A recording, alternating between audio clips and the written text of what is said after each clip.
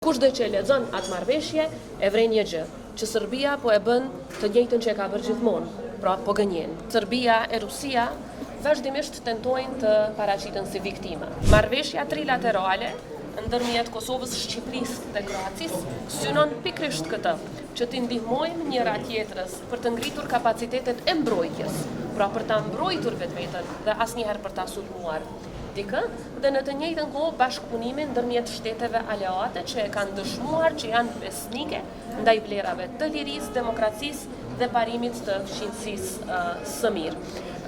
Në të drejtën ndërkombëtare, por po ashtu në praktikën e NATO-s, ka shumë shtete që janë anëtare të NATO-s, por nënshkruajnë marrëveshje bilaterale ose traktate me shtete të tjera. Kjo është një praktikë që ndodh tërkohën brenda shteteve të NATO-s që besojnë në vlerat e njëjta, vlerat që i ndajmë. Serbia si shtet që nuk beson në ato vlera, por që i sulmon vazhdimisht, natyrisht tani del me propagandë se kinse që nga shkelur një marrëveshje vitit 1996, por kushdo që e lexon atë marrëveshje e vren një gjë, që Serbia po e bën të njëjtën që e ka bërë gjithmonë, pra po gënjen, sepse nuk ka asnjë të vërtetë në atë që e kanë thënë dhe nuk ka asnjë rrezik për ta, por përkundrazi.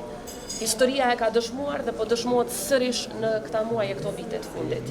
Ekziston vetëm një burim destabiliteti në rajonin e Ballkanit Perëndimor. Ajo është Serbia.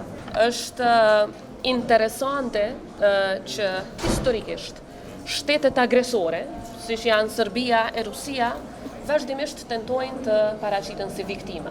Pra, nëse i shihni deklarimet e tyre qesharake, përkundër faktit që ka një histori sulmesh, pushtimesh, histori gjenocidi, histori luftrash që i kanë shkaktuar vetë, shtetet agresore si Serbia e Rusia paraqiten se kinse dikush po i sulmoj kata.